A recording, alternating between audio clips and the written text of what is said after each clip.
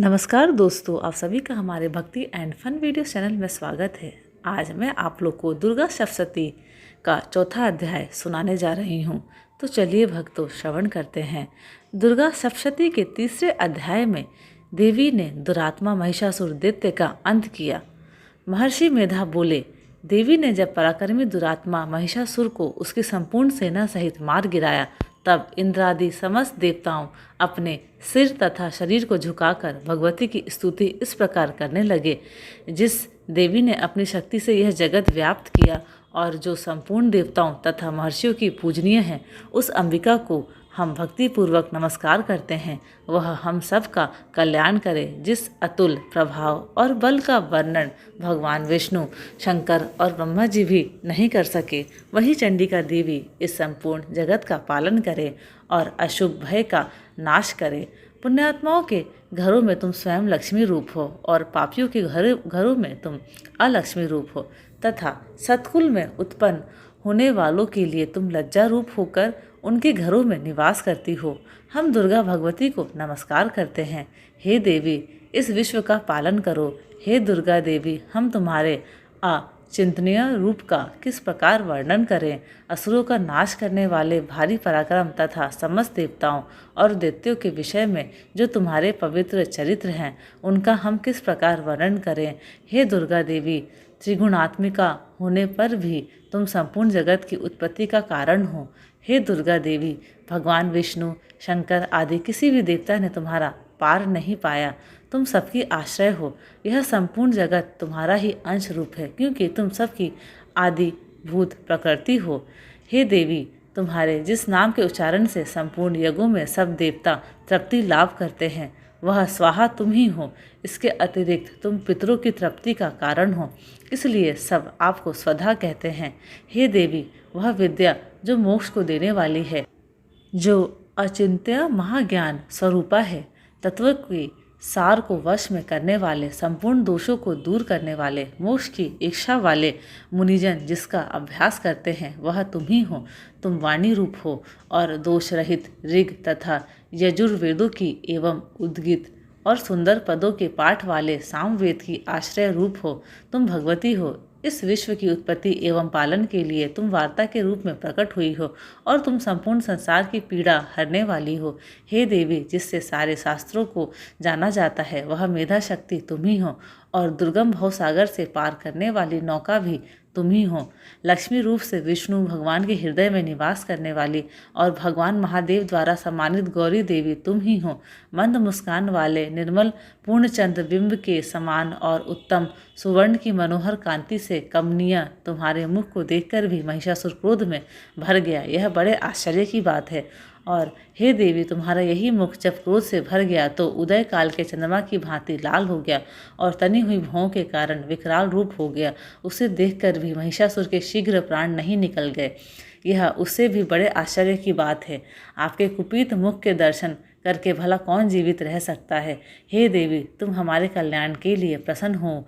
आपके प्रसन्न होने से इस जगत का अभ्युदय होता है और जब आप क्रुद्ध हो जाती हैं तो कितने ही कुलों का सर्वनाश हो जाता है। यह हमने अभी अभी जाना है, जब तुमने महिषासुर की बहुत बड़ी सेना को देखते ही देखते मार दिया।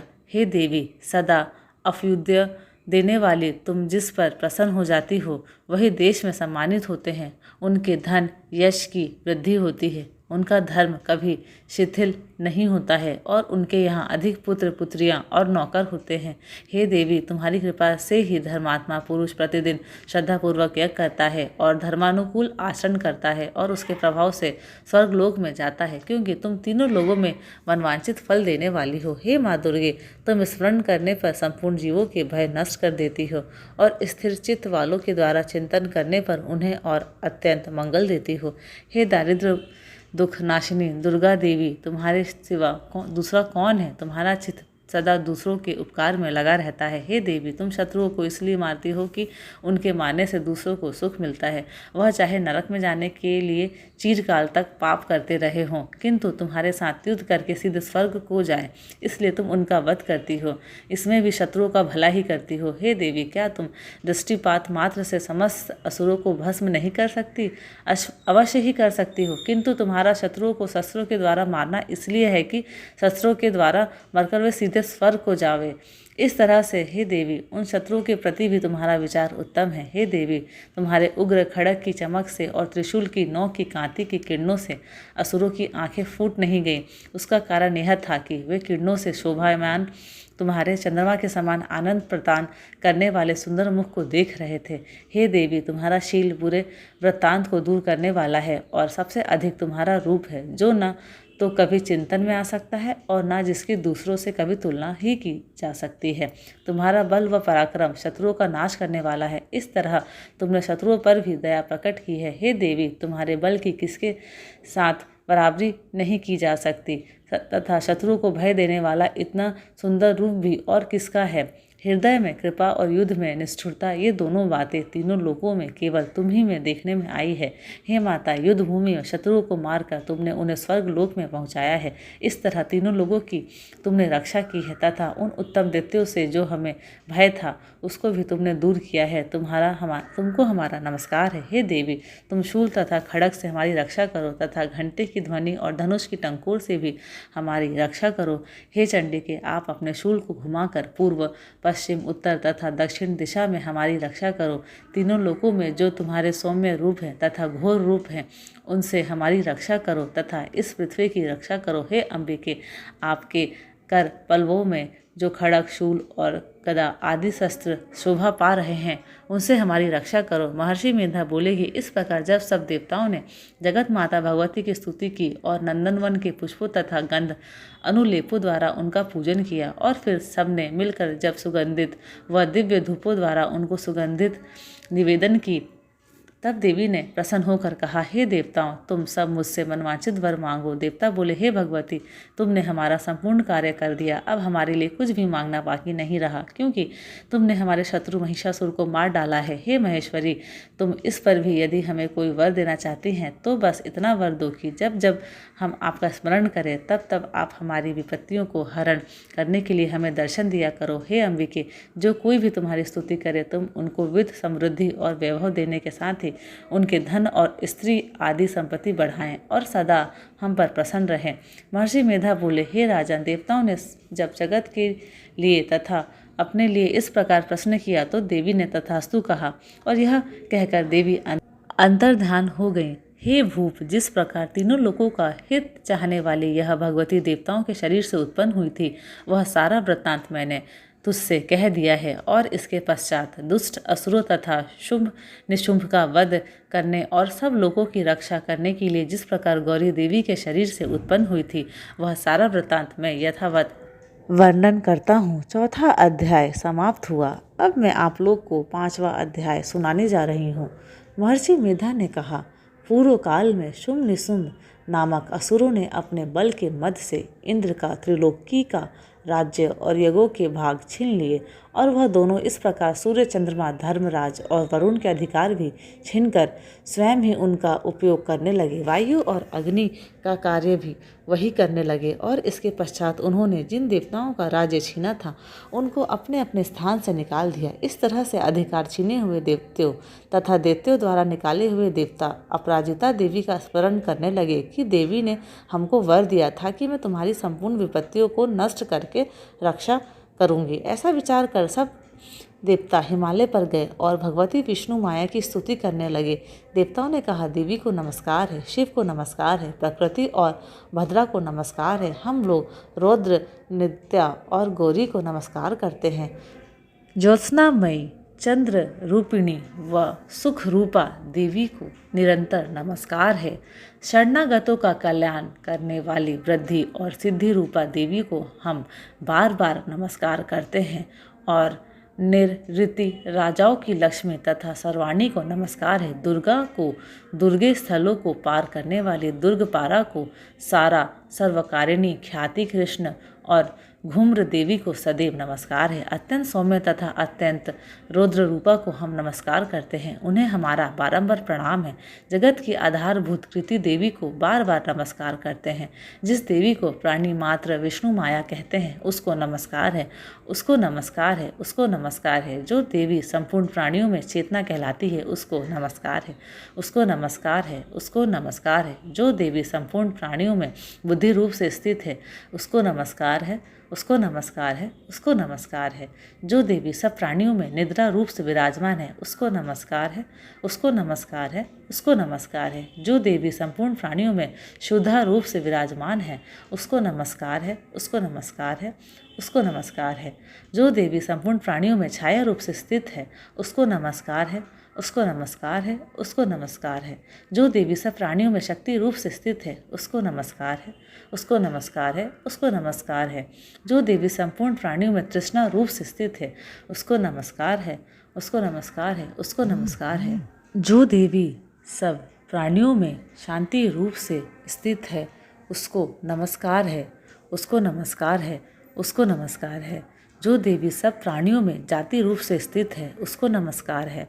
जो देवी सब प्राणियों में लज्जा रूप से स्थित है उसको नमस्कार है। जो देवी संपूर्ण प्राणियों में श्रद्धा रूप से स्थित है उसको नमस्कार है। जो देवी संपूर्ण प्राणियों में कांति रूप से स्थित है, जो देवी सब प्राणियों में लक्ष्मी रूप से स्थित है उसको नमस्कार है।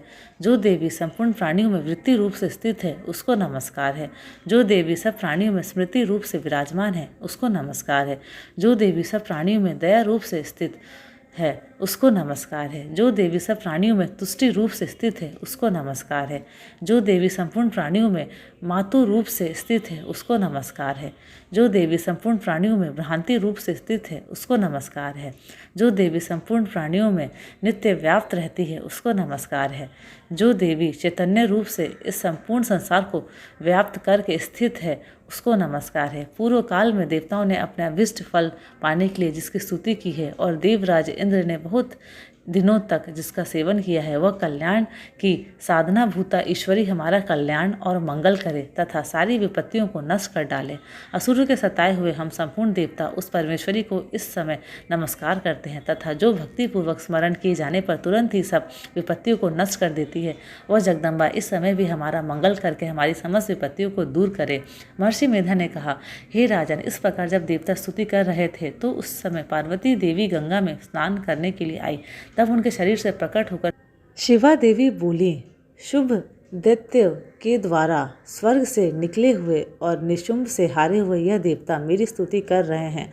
पार्वती के शरीर से अंबिका निकली थी, इसलिए उसको संपूर्ण लोक में कौशिकी कहते हैं। कौशिकी के प्रकट होने के पश्चात पार्वती देवी के शरीर का रंग काला हो गया और वह हिमालय पर रहने वाली कालिका देवी के नाम से प्रसिद्ध हुई। फिर शुभ और निशुंभ के दूत चंडमुंड वहां आए और उन्होंने परम मनोहर रूप वाली अंबिका देवी को देखा। फिर वह शुंभ के पास जाकर बोले, महाराज, एक अत्यंत सुंदर स्त्री हिमालय को प्रकाशित कर रही है। वैसा रंग रूप आज तक हमने किसी स्त्री में नहीं देखा है। हे असुरेश्वर, आप यह पता लगाएं कि वह कौन है और उसको ग्रहण कर लें। वह स्त्री स्त्रियों में रतन है। वह अपनी कांति से 10 दिशाओं को प्रकाशित करती हुई वहाँ स्थित है, इसलिए आपका उसको देखना उचित है। हे प्रभु, तीनों लोकों के हाथी, घोड़े और मणि इत्यादि जितने रत्न हैं वह सब इस समय आपके घर में शोभायमान है। हाथियों में रत्न रूप ऐरावत हाथी और ऊंची श्रवा नामक घोड़ा तो आप इंद्र से ले आए हैं। हंसों द्वारा जुता हुआ विमान जो कि ब्रह्मा जी के पास था अब भी आपके पास है, और यह महापद नामक खजाना आपके कुबेर से छीना है। समुद्र ने आपको सदा खिले हुए फूलों की किंजकलनी नामक माला दी है। वरुण का कंचन की वर्षा करने वाला छत्र आपके पास है। रथों में श्रेष्ठ प्रजापति का रथ भी आपके पास ही है। हे दैत्य इंद्र, मृत्यु से उत्क्रांतिका नामक शक्ति भी आपने छीन ली है और वरुण का पाश भी आपके भ्राता निशुंभ के अधिकार में है, और जो अग्नि में न जल सके ऐसे 2 वस्त्र भी अग्निदेव ने आपको दिए हैं। हे दैत्यराज, इस प्रकार सारी रत्न रूपी वस्तुएं आप संग्रह कर चुके हैं, तो फिर आप यह कल्याणकारी स्त्रियों में रत्न रूप अनुपम स्त्री आप क्यों नहीं ग्रहण करते? महर्षि मेधा बोले, चंडमुंड का यह वचन सुनकर शुंभ ने विचारा कि सुग्रीव को अपना दूत बनाकर देवी के पास भेजा जाए। प्रथम उसको सब कुछ समझा दिया और कहा कि वहां जाकर तुम उसको अच्छी तरह से समझाना और ये उपाय करना जिससे वह प्रसन्न होकर तुरंत मेरे पास चली आए। भली प्रकार समझाकर कहना। दूत सुग्रीव पर्वत के उस रमणीय भाग में पहुंचा जहां देवी रहती थी। दूत ने कहा, हे देवी, दैत्यों का राजा शुंभ जो इस समय तीनों लोगों का स्वामी है, मैं उसका दूत हूँ और यहाँ तुम्हारे पास आया हूँ। संपूर्ण देवता उसकी आज्ञा एक स्वर से मानते हैं। अब जो कुछ उसने कहा है वह सुनो। उसने कहा है, इस समय संपूर्ण त्रिलोकी मेरे वश में है और संपूर्ण यज्ञों के भाग को पृथक पृथक में ही लेता हूँ और तीनों लोकों में जितने श्रेष्ठ रत्न हैं वह सब मेरे पास है। देवराज इंद्र का वाहन ऐरावत मेरे पास है जो मैंने छीन लिया है। उचिस्ववा नामक घोड़ा जो क्षीर सागर मंथन करने से प्रकट हुआ था उसे देवताओं ने मुझे समर्पित किया है। हे सुंदरी, इनके अतिरिक्त और भी जो रत्नभूषण पदार्थ देवताओं के पास थे वह सब मेरे पास है। हे देवी, मैं तुम्हें संसार की स्त्रियों में रत्न मानता हूँ क्योंकि रत्नों का उपभोग करने वाला मैं ही हूँ। चंचल कटाव वाली सुंदरी, अब यह मैं तुझ पर छोड़ता हूँ कि तू मेरे यहाँ मेरे भाई महापराक्रमी निशुंभ की सेवा में आ जाए। यदि तू मुझे वरेगी तो तुझे अतुल महान ऐश्वर्य की प्राप्ति होगी। अतः तुम अपनी बुद्धि से ही विचार कर मेरे पास चली आओ। महर्षि मेधा ने कहा। दूत के ऐसा कहने पर संपूर्ण जगत का कल्याण करने वाली भगवती दुर्गा मन ही मन मुस्कुराई और इस प्रकार कहने लगी। देवी ने कहा, हे दूत, तू जो कुछ कह रहा है वह सत्य है और इसमें किंचित मात्र भी छूट नहीं है। शुंभ इस समय तीनों लोकों का स्वामी है और निशुंभ भी उसी की तरह पराक्रमी है, किंतु इसके संबंध में जो प्रतिज्ञा कर चुकी हूँ उसे मैं कैसे झुटला सकती हूँ। अतः तू मैंने जो प्रतिज्ञा की है उसे सुन। जो मुझे युद्ध में जीत लेगा और मेरे अभिमान को खंडित करेगा तथा बल में मेरे समान होगा वही मेरा स्वामी होगा। इसलिए शुंभ अथवा निशुंभ यहाँ आवें और युद्ध में जीत कर मुझे विवाह कर लें। इसमें भला देर की क्या आवश्यकता है। दूत ने कहा, हे देवी, तुम अभिमान में भरी हुई हो और मेरे सामने तुम ऐसी बात ना करो। इस त्रिलोकी में मुझे तो ऐसा कोई दिखाई नहीं देता जो कि शुंभ और निशुंभ के सामने ठहर सके। हे देवी, जब अन्य देवताओं में से कोई शुंभ व निशुंभ के सामने युद्ध में ठहर नहीं सका तो तुम जैसी स्त्री उनके सामने रणभूमि में कैसे ठहर सकोगी। जिन शुंभ आदि असुरों के सामने इंद्र आदि देवता नहीं ठहर सके तो फिर तुम अकेली स्त्री उनके सामने कैसे ठहर सकेगी। अतः तुम मेरा कहना मानकर उनके पास चली जाओ, नहीं तो जब वह तुम्हें केश पकड़कर घसीटते हुए ले जाएंगे तो तुम्हारा गौरव नष्ट हो जाएगा। इसलिए मेरी बात मान लो। देवी ने कहा, जो कुछ तुमने कहा ठीक है। शुंभ और निशुंभ बड़े बलवान हैं, लेकिन मैं क्या कर सकती हूँ क्योंकि मैं बिना विचारे प्रतिज्ञा कर चुकी हूँ। इसलिए तुम जाओ और मैंने जो भी कुछ कहा है वह सब आदरपूर्वक असुरेंद्र से कह दो। इसके पश्चात जो वह उचित समझे करें। धन्यवाद। अगला अध्याय मैं आपको अपने नेक्स्ट वीडियो में बताऊंगी। अगर आपको मेरे वीडियोस पसंद आते हैं तो प्लीज़ लाइक, शेयर और सब्सक्राइब ज़रूर करें।